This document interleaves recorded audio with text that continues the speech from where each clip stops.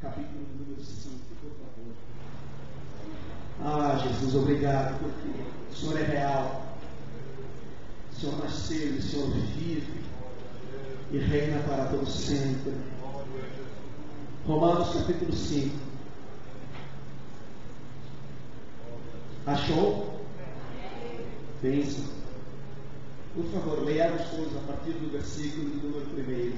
Diz assim a palavra do Senhor: justificados, pois, mediante a fé, temos paz com Deus por meio do nosso Senhor Jesus Cristo. Diga, temos paz. Temos paz. Diga, eu tenho paz. Eu tenho paz. Eu tenho paz com Deus. Por meio do nosso Senhor Jesus Cristo. Versículo 2. Por intermédio de quem obtivemos igualmente acesso pela fé a esta graça, na qual estamos firmes, e gloriamos-nos na esperança da glória de Deus. E não somente isto, mas também nos gloriamos nas próprias tribulações, sabendo que a tribulação produz perseverança. A perseverança é experiência. A experiência é esperança. Versículo 5 agora. Ora, a esperança não confunde, porque o amor de Deus é derramado em nosso coração pelo Espírito Santo que nos foi outorgado. Diga a glória a Deus. Pense. Pode se sentar, querido. Eu quero ir rápido as palavras aqui, falar sobre justificação e consciência cristã. Uma das coisas que eu amo mais nas Escrituras, meus queridos irmãos, especialmente quando eu abro a Bíblia, no livro de Romanos, livro que foi escrito mais ou menos no ano 58 depois de Cristo pelo apóstolo Paulo. Paulo estava em Coríntios, havia passado vários anos pregando o evangelho por vários lugares e a finalidade dele era chegar em Roma, conhecer a igreja de Roma e compartilhar do evangelho junto com os irmãos ali da igreja de Roma. Mas Paulo fica por 2 anos na igreja de Coríntios e durante esse período Paulo escreve a carta aos Romanos. E eu amo mais a carta aos Romanos porque é com certeza um dos livros mais profundos de toda a Escritura, um dos livros mais exaustivos de todas as Escrituras, do ponto de vista teológico, bíblico-cristão. É o livro que mais aborda temas teológicos que você nem imagina. Você pode passar o ano todo estudando a carta aos Romanos. Paulo começa escrevendo a carta e o desejo dele era que os irmãos da igreja ali em Roma, eles pudessem ter alguns questionamentos que alguns judeus faziam em relação à consciência cristã, em relação ao cristianismo, e mais do que isso, também em relação a essa posição que eu e você, nós assumimos em Cristo Jesus, a partir do momento que nós nos convertemos, aceitamos a Cristo, relativamente à posição que ainda alguns judeus tinham relativamente à observância da lei. Então Paulo escreve e Paulo debate demais isso. Paulo apresenta essa dualidade, essa diferença que existia entre a justificação que se operava na vida de todo aquele que cresce, de todo aquele que acreditasse em Jesus Cristo, e mais do que acreditar, aquele que vivesse uma vida influenciada por essa verdade substancial, de que de fato Jesus Cristo não era simplesmente só alguém que havia passado pelo mundo, mas Jesus Cristo era Deus, Ele era o Salvador. Paulo escreve apresentando Jesus como o meio para a justificação, o meio mais eficaz para a salvação, diferentemente daquela verdade que os judeus já estavam acostumados a viver relativamente à verdade que existia em termos de comparação com a observância da lei. Ora, Paulo começa a debater com os judeus isso. Paulo começa a apresentar a maneira como o mundo, como a humanidade se encontrava e se encontra diante de Deus. Uma humanidade caída, uma humanidade que se encontrava do ponto de vista de relação, em posicional em relação a Deus, uma humanidade que se encontrava culpada por causa do pecado que havia feito separação entre Deus e o homem. E Paulo começa a debater isso. Paulo começa a apresentar esses questionamentos Paulo fala sobre a situação que o homem se encontra. Lá no capítulo 3, no versículo 23, Paulo fala que todos pecaram e destituídos estão da glória de Deus. E quando Paulo chega no capítulo 4, Paulo começa a apresentar o que a fé produz. Paulo usa o exemplo do que a fé produziu na vida de Abraão, mostrando de que se Abraão havia sido justificado, essa justificação se operou na vida de Abraão, não por intermédio das observâncias da lei, mas por intermédio da observância da fé em Jesus Cristo, que tinha a capacidade de nos justificar. Quando Paulo chega no capítulo 5, Paulo começa a tratar sobre alguns benefícios que essa justificação em Cristo Jesus traz para nós, uma vez que nós já fomos apresentados a Jesus Cristo, uma vez que nós já fomos justificados, uma vez que nós já entendemos essa verdade, ela se abriu para a nossa vida. Existe então, no conceito do apóstolo Paulo, algumas verdades que isso traz para a nossa vida. E quando Paulo chega no capítulo 5, Paulo começa a tratar isso com os judeus. Primeira delas, Paulo diz assim, olha, no versículo 1, capítulo 5, justificados, pois, mediante a fé. Essa é uma declaração que demonstra claramente de que se havia algum meio pelo qual eu e você, gentios, gregos ou bárbaros, o ser humano poderia ser alcançado e justificado em Deus, essa justificação se operaria por intermédio da fé que vem de Deus, por intermédio do Senhor Jesus Cristo, e que se revela na vida de todo aquele que crê. Justificados, pois, mediante a fé, temos paz com Deus por intermédio do nosso Senhor Jesus Cristo. Veja você que agora a posição ela se inverteu. Agora nós não somos mais inimigos de Deus. Agora nós não vivemos mais separados de Deus. Porque a única coisa que existe na humanidade que nos afasta da presença de Deus é o pecado. E uma vez que você vive no pecado, uma vez que não se operou na vida, na tua vida, ou na vida de qualquer ser humano, essa é a verdade substancial, concreta, real, que é a justificação. Uma vez que isso não se operou, então nós ainda somos constituídos por inimigos de Deus, separados de Deus. Mas, a partir do momento que isso se opera nas nossas vidas, Paulo fala que nós somos justificados. E o que é justificação? Justificação nada mais é do que uma atitude deliberada do próprio Deus para nós, agindo em nós, em nos fazer santos, em nos fazer justos diante dele, diante de Deus. E isso opera em nós algumas coisas. Paulo diz assim, olha, nós temos paz com Deus. Diga, tenho paz com Deus. Diga, temos paz com Deus. Olha para quem está do lado dele assim, amado, você tem paz com Deus. Temos. O verbo ter, no original, grego, a palavra é come. Verbo que é conjugado no presente indicativo, na língua portuguesa, que demonstra uma atitude ou uma posição que ela se manifesta num agora, num já. Portanto, nós não teremos paz com Deus. Paulo é enfático e é categórico ao dizer que nós temos paz com Deus. Nós temos paz com Deus, essa paz que nos aproxima de Deus, essa paz que nos faz sermos amigos de Deus e que nos faz vivermos uma vida com Deus, não baseada no mérito ou demérito de alguma coisa que eu e você tenhamos feito para alcançar essa posição, mas é algo que se manifesta na minha e na tua vida, fruto de uma graça que o Senhor investiu na cruz por nós. É por isso que nós temos paz com Deus. Nós não teremos paz com Deus. Nós não havemos de ter paz com Deus. Não. Nós temos paz com Deus. Veja que, se você parar para analisar, as implicações desse verbo, elas são profundas nas nossas vidas.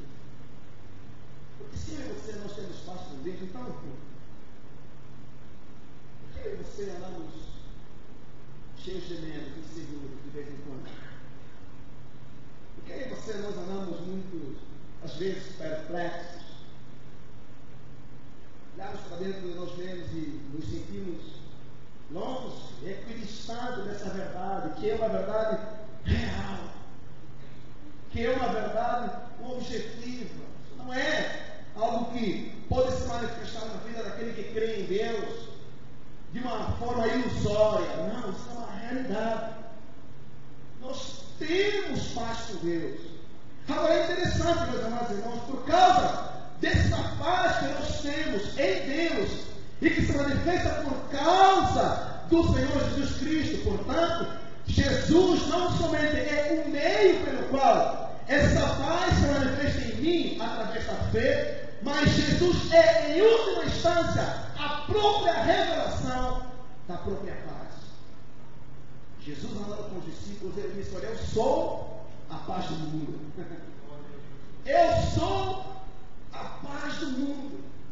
E essa paz que nós temos, meus amados, ela produz então, Paulo diz assim, olha, por intermédio, no versículo 2, por intermédio de que nós obtivemos igualmente acesso a esta graça, na qual nós estamos firmes.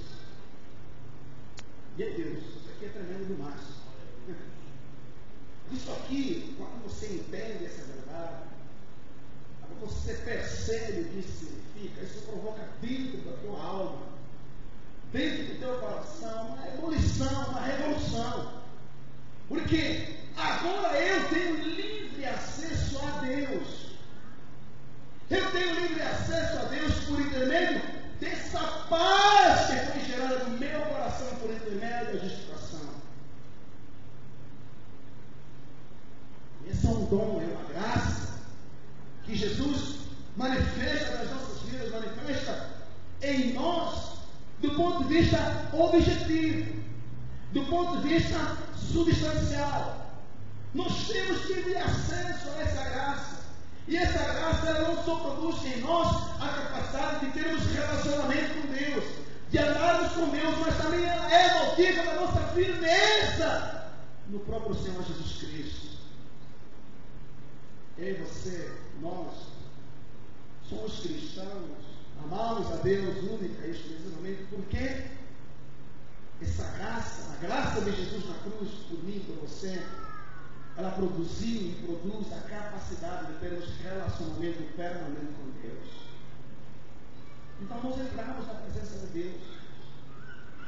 Nós nos abrimos para essa realidade.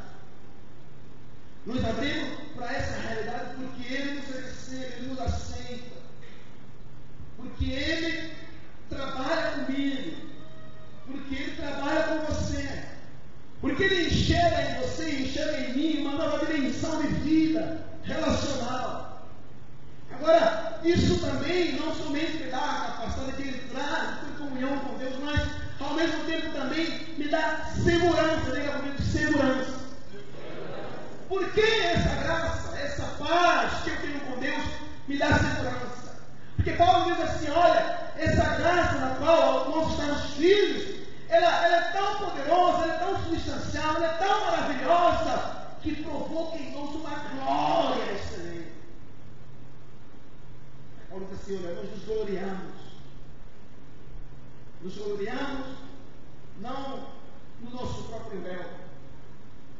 Nos gloriamos não por intermédio de uma glória que venha de mim mesmo, enquanto indivíduo, enquanto sujeito, não. Nos gloriamos numa glória que vem revelada pela graça e pela presença do Senhor Jesus Cristo. Nos gloriamos porque a nossa glória, ela não é humana. Ela não é algo que possa ser alcançado por intermédio de algum favor que você possa encontrar em alguém. Não, meus queridos amados irmãos. É uma glória que foi revelada na cruz do Calvário por nós. Glória excelente. Uma glória maior. Por isso que Paulo escrevendo aos Gálatas, ele diz assim, eu me glorio na cruz de Cristo. Ele que essa glória, ela produz para nós, Paulo diz assim, olha, nós por causa dessa segurança que nós temos, nós nos gloriamos. Não nos gloriamos somente nessa posição que nós temos agora diante de Deus, mas também nos gloriamos nas lutas e tribulações que nós estamos sujeitos por causa dessa glória. Aí Paulo diz assim, olha, nós nos gloriamos na esperança, porque a esperança ela produz perseverança. Perseverança é a capacidade de ser constante. Nós nos gloriamos porque essa glória, ela produz para nós esperança. E a esperança produz para nós perseverança. E a perseverança, ela produz para nós experiência. E a experiência, essa experiência maravilhosa, gloriosa, que vem de Deus, que nos justifica, que abre a nossa mente, o nosso coração, e nos faz todos nos enxergarmos diante de Deus agora de filhos. Ela traz para nós uma esperança viva, sublime e poderosa. Tribulações que produzem perseverança. Uma perseverança que produz experiência.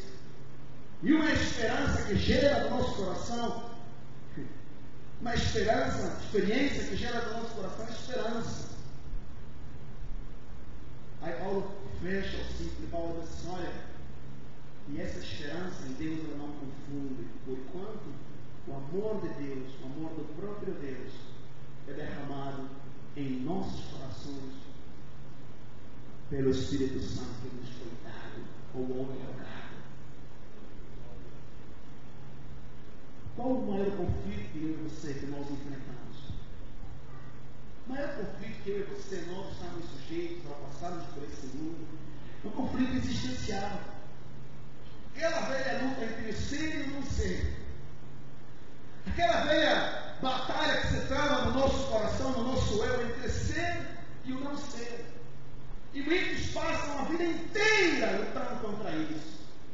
Mas quando eu olho para as Escrituras, mas quando eu olho para Deus, eu compreendo que essa percepção da vida, essa percepção posicional em Cristo Jesus se manifesta por intermédio da nossa justificação em Deus. Ela acaba com esses questionamentos e produz para nós uma certeza apenas de que o nosso viver, o nosso ser e o nosso existir passa a ser guiado pela graça e pela presença do Senhor Jesus.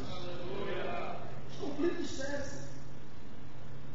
As angústias interiores entre o se achar e não se achar, elas cessam. A percepção da vida, do mundo, de quem você é, enquanto ser, enquanto indivíduo, enquanto alguém que existe como uma alma, muitas vezes até mesmo distante. Não. Esses conflitos eles cessam, porquanto o amor de Deus que é derramado no nosso coração pelo Espírito Santo, testifica no nosso coração, por intermédio do próprio Espírito Santo, que nós somos justificados e que, portanto, temos paz com Deus por intermédio do nosso Senhor Jesus Cristo. O que isso produz para nós? Uma consciência nova. É aqui onde eu quero chegar. Isso produz para nós uma ambiência diferente. Isso produz na minha alma e na tua alma, meu querido, meu amado irmão, você que chegou aqui nesta noite, quando você tem essa percepção da vida, da realidade, quando você se enxerga nessa nova ambiência, a nossa consciência, ela não somente é transformada, mas o nosso estilo de vida está sendo moldado por essa verdade concreta e substancial. Porque você entende, porque você percebe que em Jesus Cristo a tua existência passa a ter um novo ressignificado. Porque você compreende, porque você entende que somente em Jesus, somente em Deus, a nossa consciência ela é moldada a cada dia de acordo com o padrão e a consciência que o próprio Senhor Jesus Cristo formatou em nós quando Ele deu a sua vida na cruz por nós. Uma nova consciência. O que nós estamos precisando no mundo de hoje? Uma nova consciência. O que nós estamos precisando na igreja hoje? Uma nova consciência. O que nós estamos precisando hoje no mundo que está ali à frente de nós todos os dias? Uma nova dimensão do nosso ser e do nosso existir e do nosso agir como pessoas, como seres. Veja você que Paulo está trazendo para uma igreja. Paulo está escrevendo para um povo que, em tese, se dizia conhecedor das verdades mais profundas de Deus, o povo judeu. E Paulo está mostrando para eles que a consciência deles estava completamente errada em relação a essa realidade, em relação a essa verdade que se manifesta em Deus, e somente em Deus. Embora o fato deles observarem as leis, de eles guardarem as leis, mas ainda assim, eles estavam completamente distantes e afastados do ponto de vista existencial. Isso produz para nós uma revolução. E a minha vida, ela passa a ser diferente. Eu me lembro, há 10 anos atrás, na África, quando minha missionária me alcançou para Cristo, me lembro que se teve alguma coisa que ela falou para mim, era que se eu cresce em Jesus, Ele poderia mudar a história da minha vida. E mudou realmente a história da minha vida. E mudou realmente a minha percepção a despeito de quem eu sou como pessoa. É isso que Jesus faz quando Jesus entra nas nossas vidas.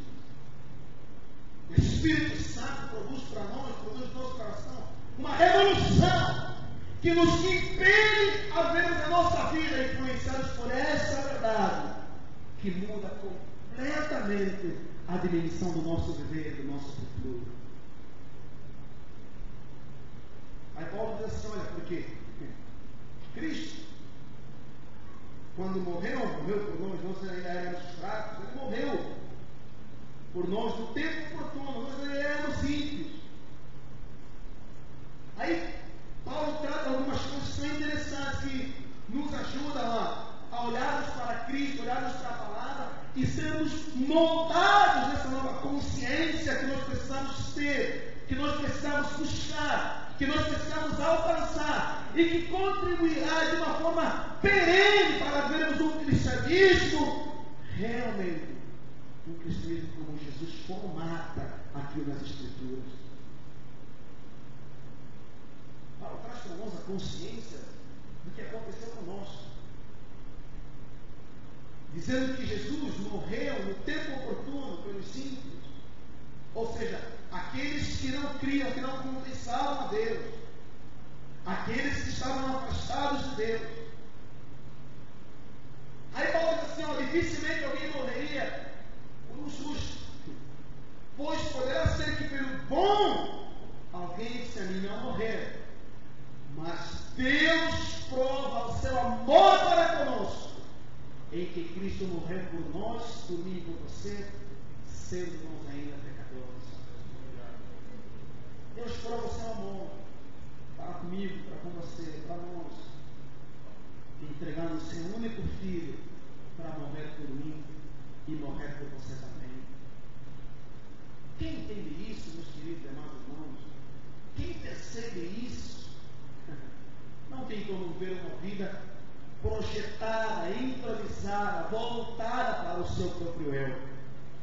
Quem compreende isso, meus queridos e amados irmãos, se abre para uma nova dimensão de graça e de glória, e que tem a capacidade de impactar, não somente revolucionar a sua vida enquanto ser, enquanto indivíduo, mas ao mesmo tempo também alcançar a vida de todos aqueles que se encontram ao seu redor.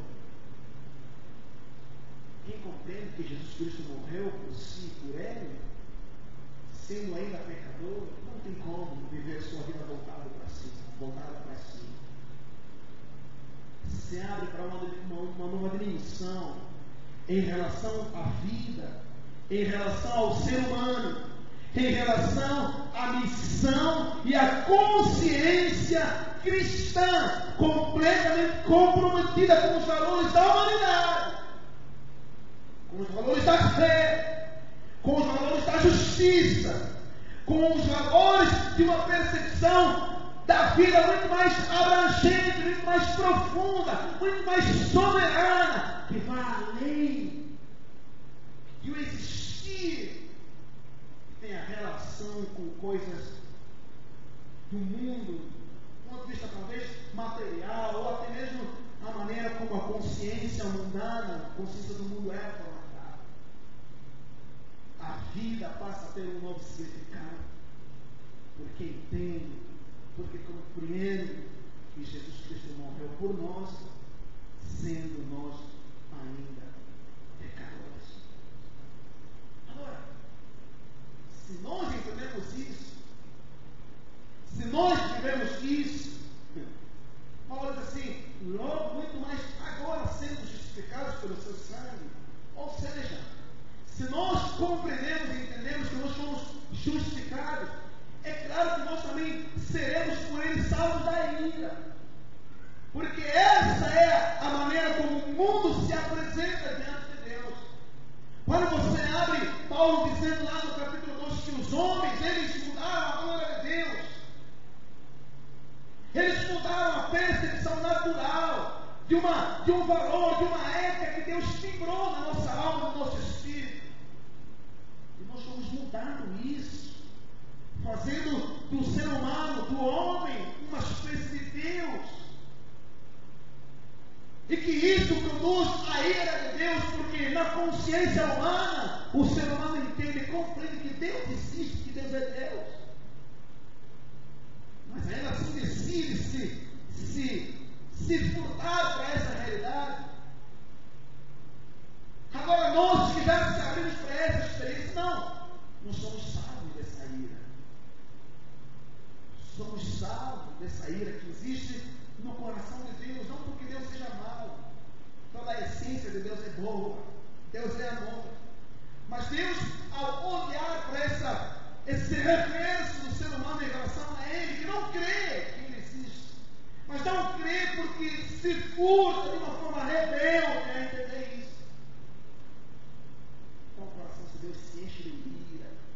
O coração de Deus, que é amor, se enche de ira não porque Deus seja mau, não porque Deus tenha o desejo de se irar, mas é porque Deus olha o ser humano como a mais alta elite da criação. Deus não se contém em ver o ser humano se perdendo, andando, caminhando, trilhando seus próprios caminhos.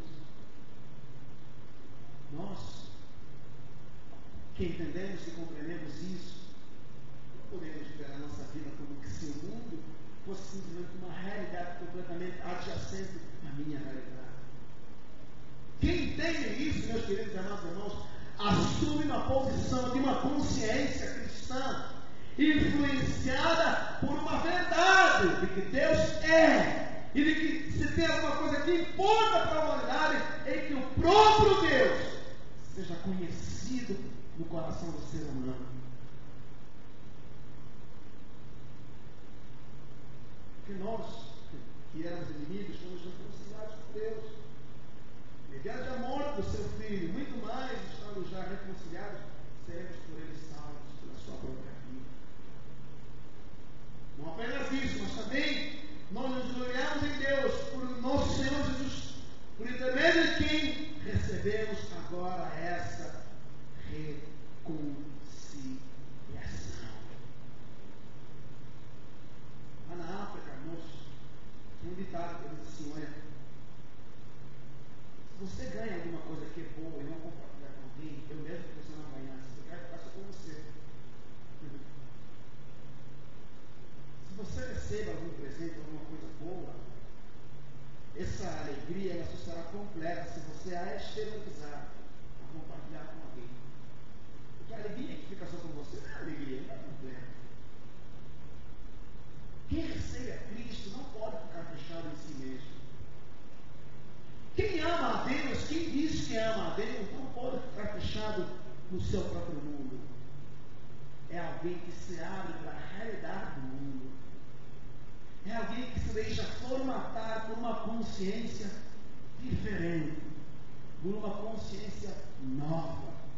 É alguém que se deixa influenciar por essa verdade e passa a viver uma vida cujo estilo, cujo padrão não seja reflexo daquilo que fala, mas daquilo que vive, cujo caráter seja aperfeiçoado por essa verdade que ele diz ter e carregar no coração. Quem ama a Deus passa a ser cidadão do mundo. Não procura fugir do mundo como uma forma de fuga para escapar das suas próprias mazelas e contradições interiores.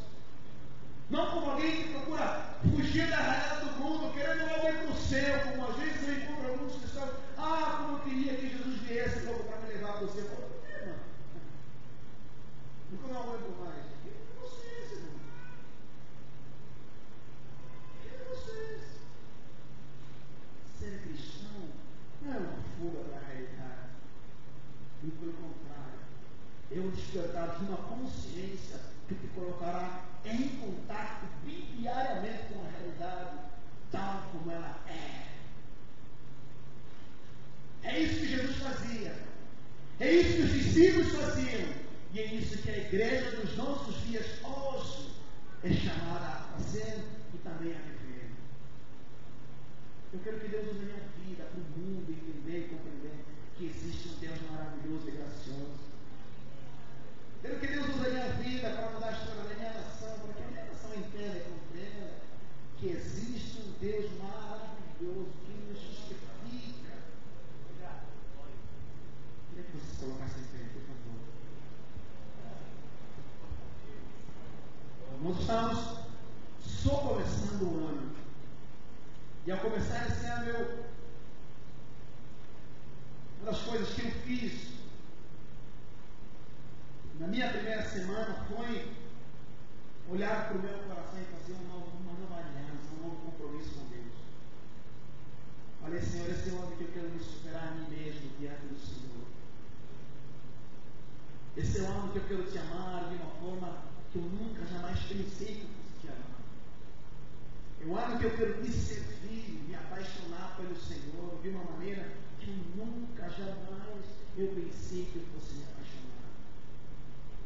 É um ano que eu quero te surpreender, Deus. Quero surpreender o teu coração. Quero surpreender a ti, Espírito Santo. Você sabia que Deus se surpreende com atitudes inesperadas? Você sabia que Deus se surpreende com atitudes inesperadas? Aí a gente fala assim, mas Deus é soberano, Deus sabe tudo. É verdade que Deus é soberano. Mas quando Deus enxerga na tua alma, no teu coração, uma atitude que Ele não esperava que você fosse tomar, meus queridos, isso alegra o coração de Deus, assim como alegra o coração de qualquer pai que vê o filho fazer alguma coisa que não esperava que ele fosse fazer. É assim que aconteceu com aquele moço lá de Lucas capítulo 9, cujo centurião, seu amigo a quem ele amava, se encontrava enfermo, e ele foi correndo para Jesus, clamando, suplicando para que Jesus fosse curá-lo. E ele veio para Jesus e falou, mestre, o Senhor, olha, eu queria que o Senhor fosse curado, mas tem uma coisa, o Senhor não precisa ir para a minha casa. Daqui mesmo, onde o Senhor está, basta que o Senhor lhe dê uma palavra e o meu servo será curado. O que é isso, meu Deus da glória? Meus irmãos, uma atitude inesperada. Olha, Deus se fascina tanto pela atitude desse moço, que Deus olha para ele e Deus fala assim, olha, eu nunca, Deus olha para todos, Jesus olha para todos que o seguiam. E Jesus diz assim, olha, em verdade, eu vos afirmo que nem mesmo em Israel eu encontrei uma fé tão poderosa, tão sublime, tão maravilhosa, tão espetacular quanto essa. O que é isso? Atitudes inesperadas. O que é isso? Atitudes que chamam a atenção de Deus. Não, esse é um ano da aliança. É o ano do compromisso. É o ano de fechar as brechas da nossa alma e do nosso coração e nos voltarmos para uma dimensão de serviço, uma nova dimensão de comunhão com Deus, uma nova dimensão da compreensão, da consciência cristã que vai além das minhas próprias capacidades ou possibilidades. Uma dimensão que me abra para Deus tal como Ele é. Esse moço, esse centurião, ele nem era judeu. Olha que Ele nem era judeu, mas ele tinha uma coisa, ele tinha uma fé que judeu não tinha. Esse é o ano que eu quero orar por você, para que você tenha uma fé que traga sobre você a consciência de que você é justificado, que isso produza verdadeiramente paz no teu coração. Paz. Eu não posso aceitar todo dia lá na igreja, às terças-feiras que nós vamos orar, nosso culto, a vitória aí. Eu não posso aceitar que a gente vá orar todo dia, tem 1 milhão de gente lá na frente orando para pedir. Meu Deus, que negócio é esse? Eu não entendo, sinceramente. Eu não posso entender como tem milhares e milhares de gente depressiva no meio da igreja. Eu não posso aceitar como que tem um montão de gente desesperada na igreja.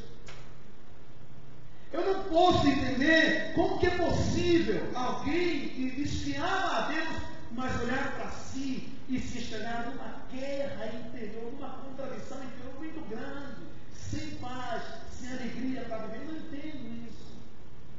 Eu queria entender, mas eu não entendo. Não. Precisamos nos abrir para essa dimensão. Olha, você não tem ideia do que Deus plantou, do que Deus semeou em você na cruz do Calvário, quando Ele disse: Pai, está consumado. Você não tem ideia.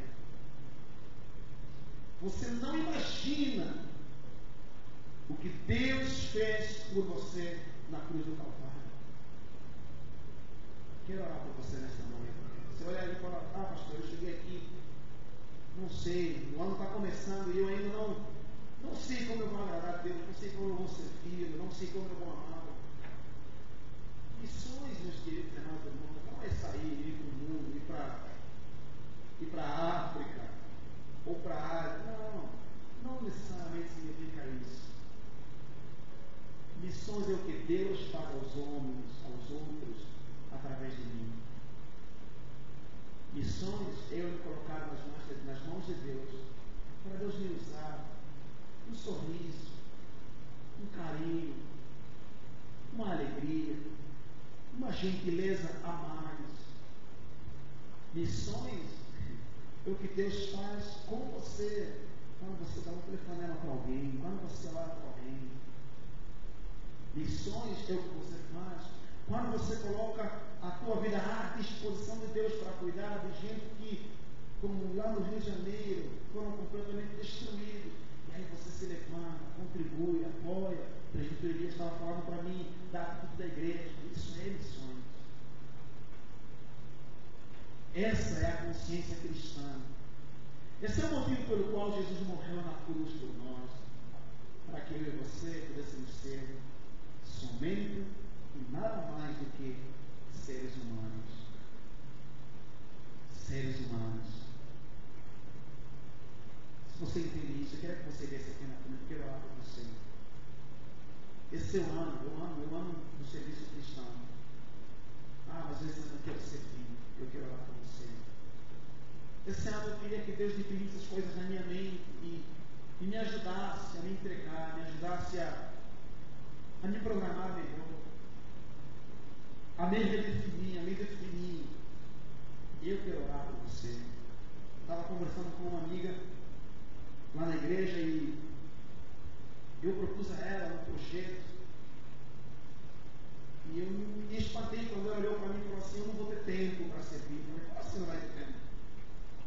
Ela falou: não vou ter tempo porque eu preciso fazer inglês, porque eu preciso fazer não sei o quê, porque eu preciso fazer isso, aquilo outro, e colocou tantas outras coisas, e eu percebi que Deus ficou justamente em terceiro plano na vida dela. Eu percebi que ela se importava com uma faculdade de inglês, se importava com tudo, mas eu perguntei para ela: ei Deus, eu falei: não vou ter tempo. Eu falei: como que pode? Aí ela olhou para mim e falou assim: você serve a Deus porque você tem tempo. Eu falei: você acha que eu tenho tempo? Você acha que eu amo, sirvo a Deus, me envolvo, a gente busca, é porque a gente tem tempo? Não fazemos isso porque temos tempo.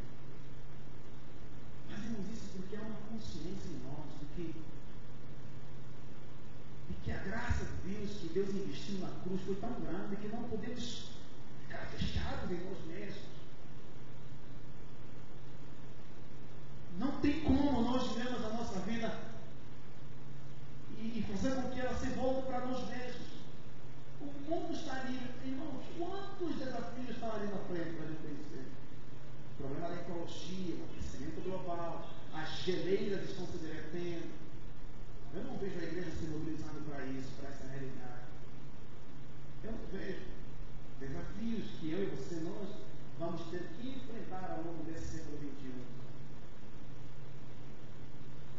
Precisamos parar, precisamos pensar e precisamos assumir uma realidade, um compromisso diferente.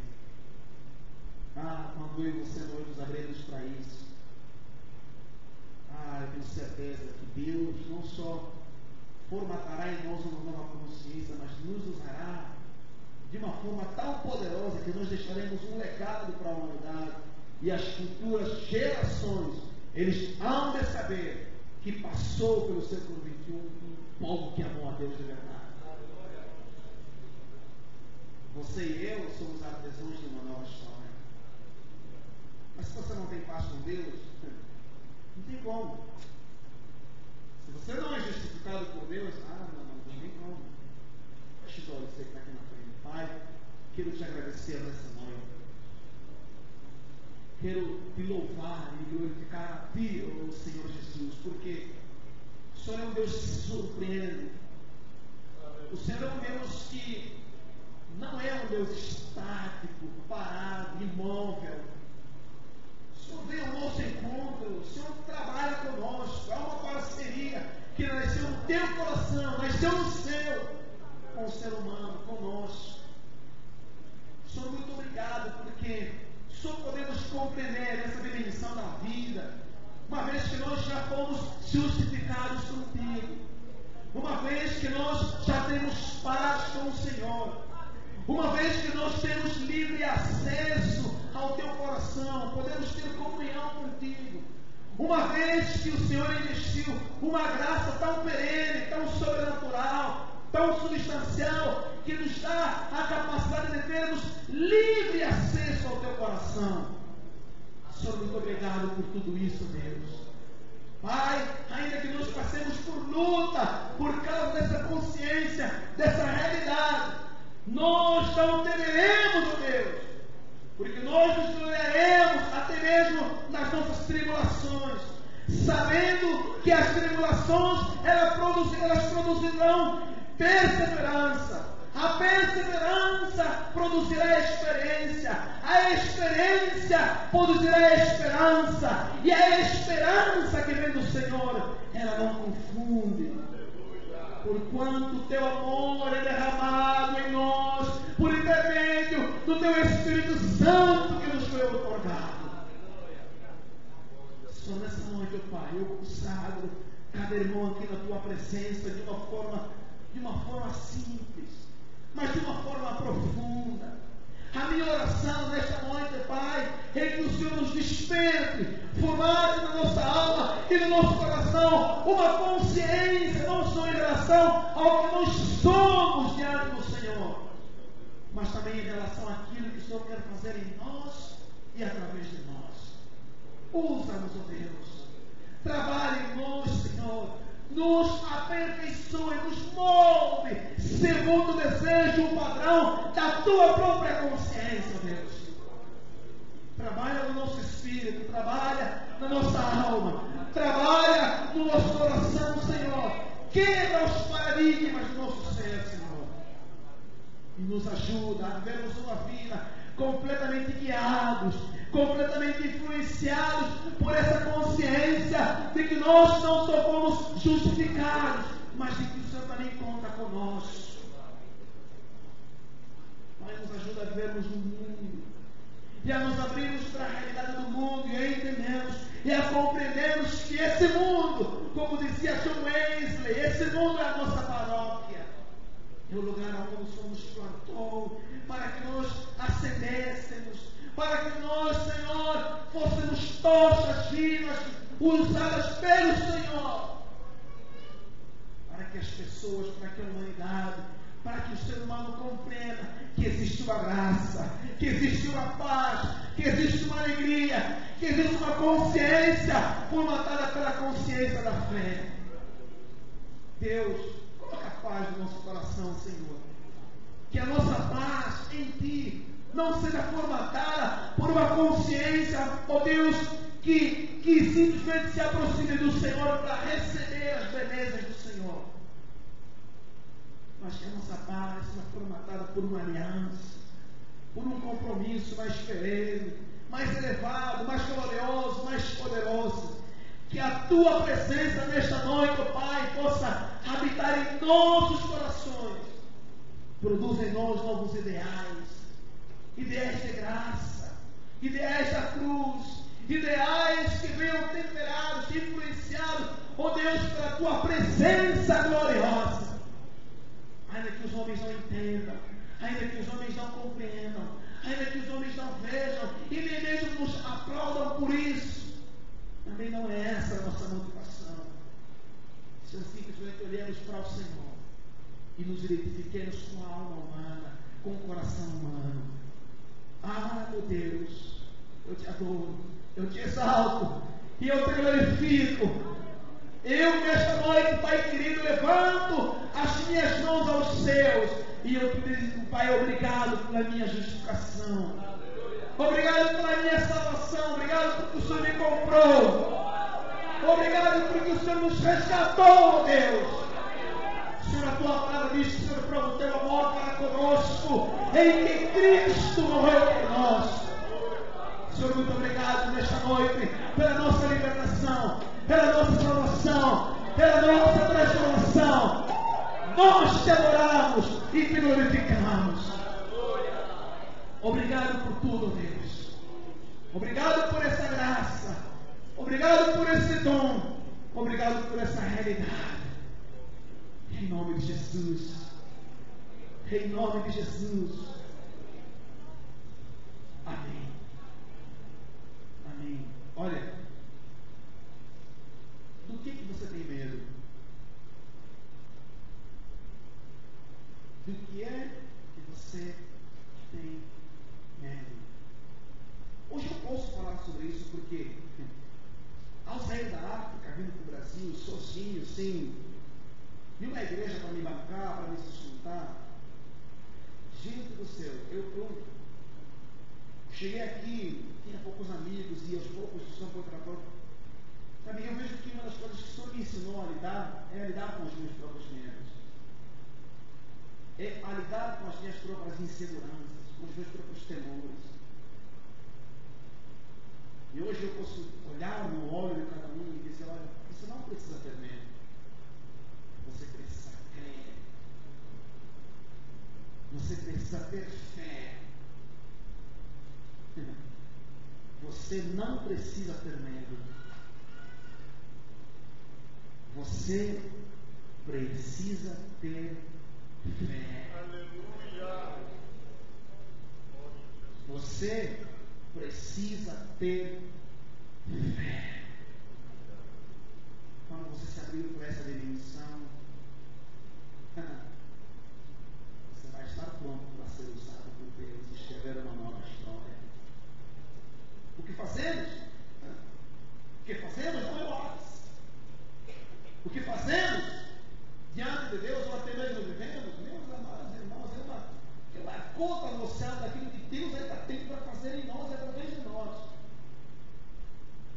Cada vez mais, cada dia que passa, essa percepção dessa realidade, ela é muito mais aberta, muito mais consciente da minha vida e do meu coração, de que há uma onda fenomenal na minha vida.